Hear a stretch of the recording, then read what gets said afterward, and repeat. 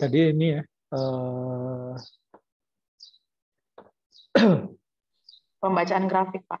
Ya, pembacaan grafik ya. Jadi ini kita abaikan aja lah ya, yang di sini datanya ya. Oh, tapi biar sesuai, tapi ya, bagusnya tutup ya.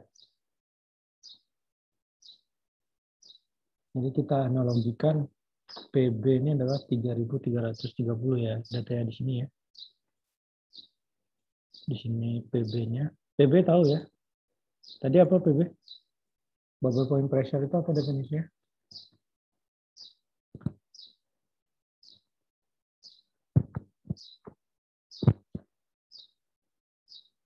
PB itu adalah tekanan ya, tekanan di mana gas ini mulai terlepas ya. Jadi kondisi tekanan di atas PB ya, maka gas dia akan terlarut ke dalam minyak ya. Kalau PB tekanan reservoir lebih besar dari tekanan bubble ya, maka minyak dia bakalan larut ke dalam gas dia bakalan larut ke dalam minyak. Jadi dia masuk ke dalam minyak ya. Sehingga di reservoir yang terjadi adalah zona minyak dan zona air.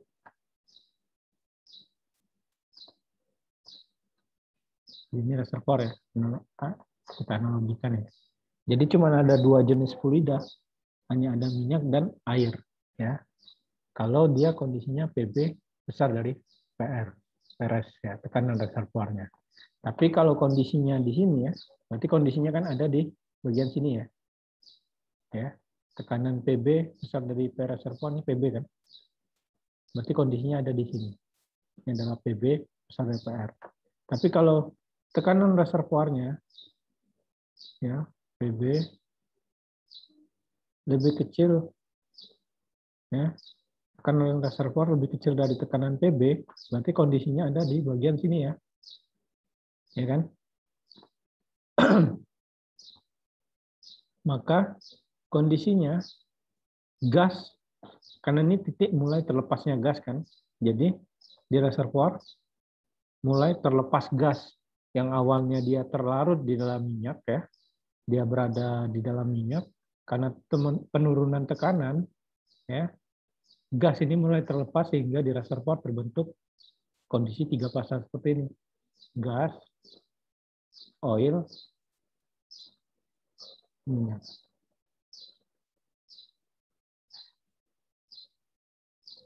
Air ya.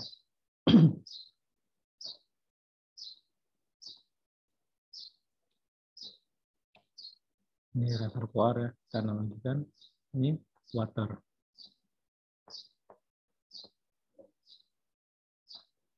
Ya, jadi sudah paham ya tentang konsep tekanan bubble ini? Paham nggak?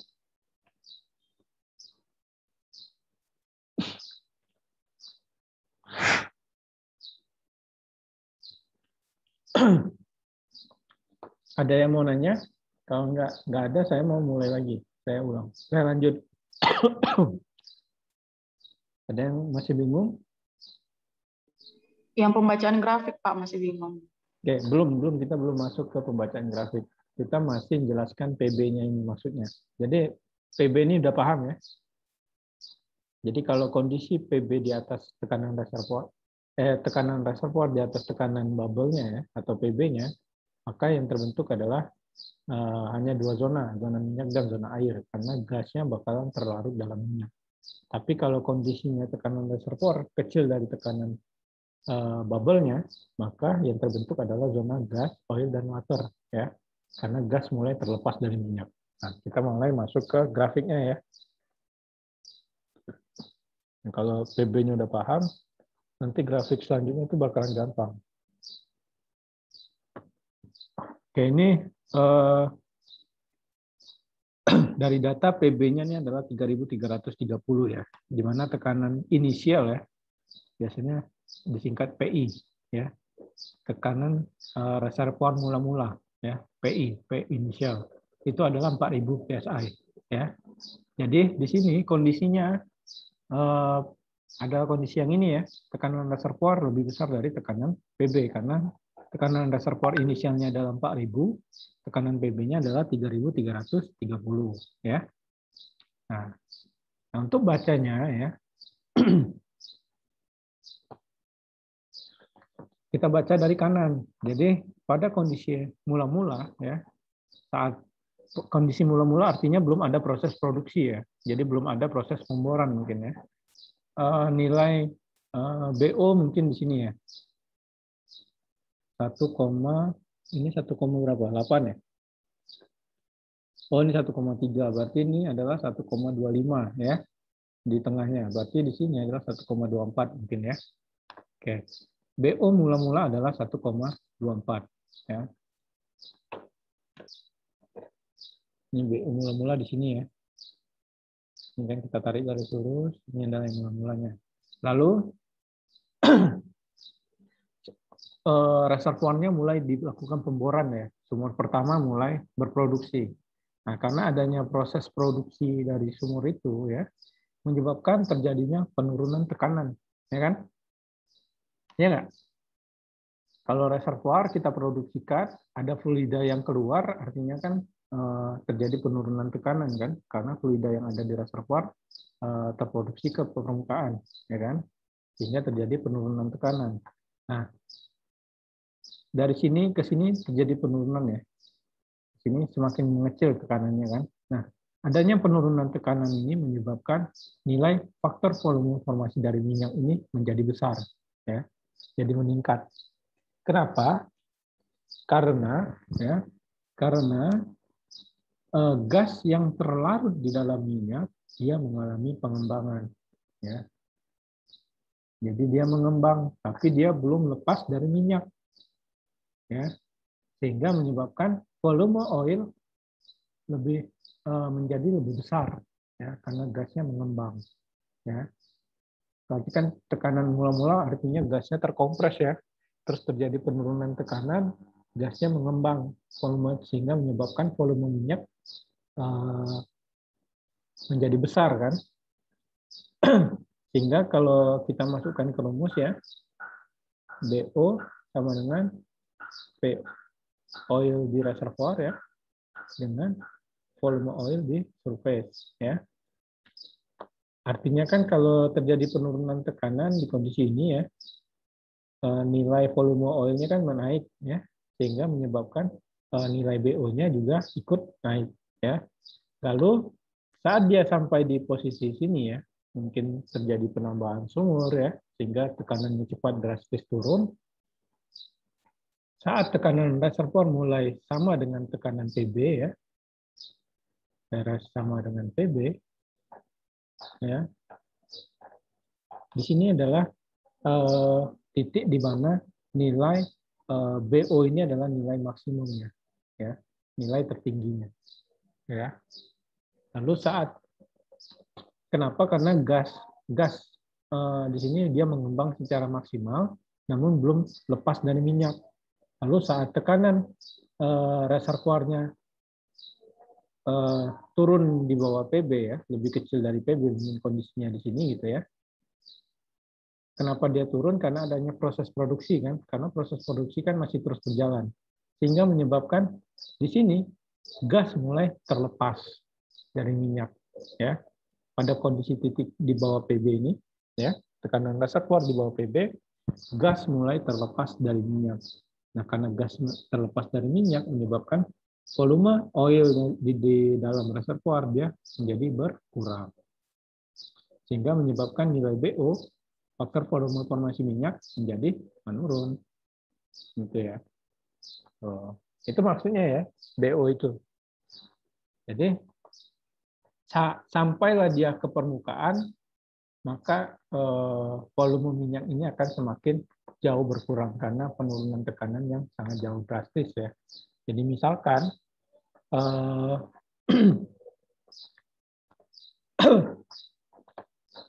contoh ya, volume oil ya, mana bolpen? volume oil di reservoir adalah mungkin 1000 barrel, ya.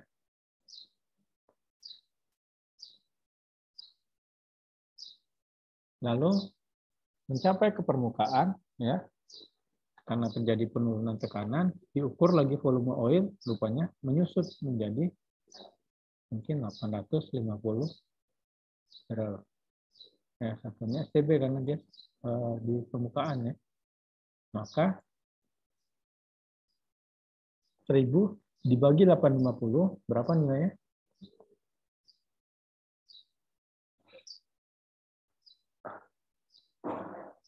Berapa? 1,17 Pak. Nah, 1,1. Jadi faktor volume formasi minyak, ya, adalah 1,17 barrel per STB, ya. Oke, ya. Jadi itu ya maksud dari faktor volume formasi. Jadi perbandingan dari volume minyak yang ada di reservoir dengan volume minyak yang ada di permukaan. Jelas berbeda karena tekanannya jauh berbeda. Kenapa di volume minyak di dalam reservoir jauh lebih besar? Karena adanya gas yang terlarut di dalam minyak, ya, sehingga menyebabkan volume oil di dalam reservoir lebih besar daripada volume oil yang ada di permukaan. Seperti itu, ya. Nah, juga dari tren BO terhadap tekanannya, dia pada kondisi inisial dia mungkin nilainya segini, ya, rendah, lalu karena adanya proses produksi menyebabkan terjadinya penurunan tekanan, menyebabkan nilai BO ini tambah tinggi, gitu, ya. Lalu karena tekanan mulai kecil dari PB, ya, artinya adanya gas yang terlepas menyebabkan faktor volume formasi ini mulai menurun secara drastis, ya, karena gas yang terlarut itu semakin sedikit, seperti itu, ya. Pada akhirnya itu bisa PB-nya itu akan sama dengan 1, ya. Jadi memang benar-benar tidak ada lagi gas yang terlarut dalam minyak, sehingga volume minyak yang ada di reservoir mungkin 1000, ya, di permukaan karena memang tidak ada gas yang terlarut dia tetap 1000, seperti itu, ya. Oke, selanjutnya adalah kelarutan gas dalam minyak. Jadi RS didefinisikan sebagai banyaknya volume gas yang terlarut dari suatu minyak mentah pada kondisi tekanan dan temperatur reservoir yang di permukaan, ya. Volume sebesar 1 stok tank barrel SCF dengan satuan SCF per STB. Jadi ini adalah yang saya jelaskan tadi, ya. Jadi RS itu adalah gas yang terlarut dalam minyak, ya. Nah, ini adalah grafik hubungan antara kelarutan gas dengan tekanan reservoir, ya. Jadi kalau kita lihat di sini adalah titik PB-nya, ya, tekanan bubble-nya. Mungkin kita samain aja dengan yang tadi 3.330, ya. Di sini 4.000. Nah, kita lihat pada kondisi tekanan reservoir lebih besar dari tekanan PB, maka grafiknya itu dia cenderung flat, ya. Dia rata. Kenapa? Karena memang pada kondisi ini semua gas masih terlarut dalam minyak, ya. Pada kondisi dia tekanan di atas PB, gas yang ada di dalam reservoir itu semuanya dia terlarut dalam minyak, ya. Walaupun gasnya mengembang, tapi dia belum keluar dari minyak, ya. Dia masih kondisi terlarut. Lalu saat dia mencapai titik PB dan kecil dari PB, gas mulai terlepas, ya, sehingga menyebabkan gas yang terlarut ini semakin berkurang. Sampailah endingnya nanti gasnya ini menjadi 0, berarti tidak ada lagi gas yang terlarut di dalam minyak. Itu, ya, paham, ya? Oke, saya lanjut. Nah, ini adalah hubungan antara viskositas minyak terhadap tekanan reservoir, ya. Kita ambil satu grafik aja yang di atas ini, ya. Jadi simbolnya, ya, simbol dari viskositas itu adalah mu, ya. Jadi ada mu O, mu W, dan mu G, ya. Viskositas minyak, air, dan gas, ya. Viskositas minyak didefinisikan sebagai ukuran tekanan minyak terhadap aliran, ya. Jadi Dengan kata lain, viskositas minyak adalah suatu ukuran tentang besarnya keanggotaan minyak untuk mengalir ya, dengan satuan centipoise atau CP ya, atau gram per 100 detik per 1 cm. Ya, jadi kalau bahasa awamnya viskositas itu adalah kekentalan ya. Jadi semakin besar nilai viskositas, maka minyak ini akan semakin kental. Gitu ya. Nah, kita masuk ke grafik ya. Nah, sama bacanya tetap dari kanan ke kiri ya. Dari tekanan yang terbesar ke tekanan yang terkecil. Nah, kita lihat di sini nilai viskositas pada kondisi tekanan inisial ya. Nilainya adalah 6 mungkin ya di sini ya. Ini kita baca 6,2 lah ya di sini ya. Lalu tekanan bubble-nya ya, PB-nya ada di sini ya. Ini, di sini adalah kondisi di atas PB artinya kan. Lalu terjadi proses produksi ya, menyebabkan penurunan tekanan. Karena adanya penurunan tekanan menyebabkan gas yang ada di dalam minyak dia mengembang ya. Nah, pengembangan gas di dalam minyak itu menyebabkan nilai viskositas ya atau kekentalan minyak ini dia menurun ya. Dilihat dari grafik dia trennya turun ya. Lalu saat gas mulai terlepas ya pada kondisi ini viskositasnya mulai beranjak naik ya, semakin membesar, artinya semakin mengental gitu ya. Sampailah mungkin kelarutan gas yang terlarut sudah sampai 0, maka dia mencapai titik viskositas tertingginya. Ya. Dan viskositas ini juga sangat dipengaruhi oleh temperatur ya. Biasanya di temperatur yang rendah, biasanya viskositas minyak bakalan juga tinggi seperti itu ya. Oke. Nah mungkin untuk materi hari ini cukup sampai di sini ya. Ini adalah penyajian data PVT ya. Biasanya untuk mencari data fluida ya, psikofisik fluida gitu kita butuh data PVT ya. Di perusahaannya kita nanya data PVT. PVT ini adalah pressure, volume, dan temperatur. Nah ini adalah header-nya mungkin ya. Ini lembar awal dari data-data PVT itu. Ini informasi karakteristiknya ya, jadi nama formasinya, yaitu kapan sumur dikompresi pertama kali, lalu original reservoir pressure-nya, ini tekanan mula-mula reservoirnya mungkin ya, lalu original production gas liquid ratio, lalu ada datumnya ya, di sini juga ada elevasinya, lalu total depth-nya, total kedalaman sumurnya ya, lalu ada banyak ya data di sini, seperti itu ya. Nah, sudah masuk ke reservoir condition. Jadi mungkin untuk pertemuan hari ini kita batasi di sifat fisik batuan dan sifat fisik fluida saja. Jadi untuk next pertemuan kita bahas tentang drilling aspeknya ya, karena ada ininya, yang casingnya itu perlu saya jelaskan ke teman-teman karena logging itu ada yang dilakukan secara open hole ya atau tanpa casing, ada juga yang dilakukan dengan menggunakan casing. Jadi nanti saya jelaskan apa itu casing, apa fungsi casing, dan apa jenis-jenis casingnya. Juga saya jelaskan sebelumnya tentang proses pemborannya. Seperti itu ya. Ada pertanyaan terkait pertemuan hari ini, teman-teman?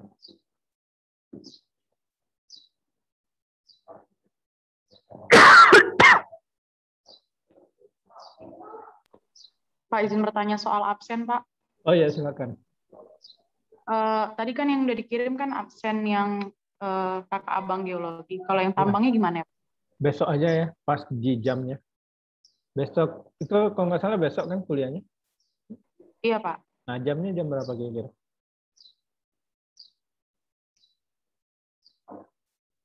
Jam 14.40. 14.40, Pak. Nah, nanti siapa cuttingnya ya, Maria atau temennya, WA saya untuk mengingatkan absennya gitu ya.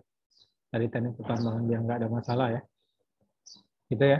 Baik, Pak. Gak enak Siap, juga Pak. kalau digabung kawan kalau saya ngajar digabung.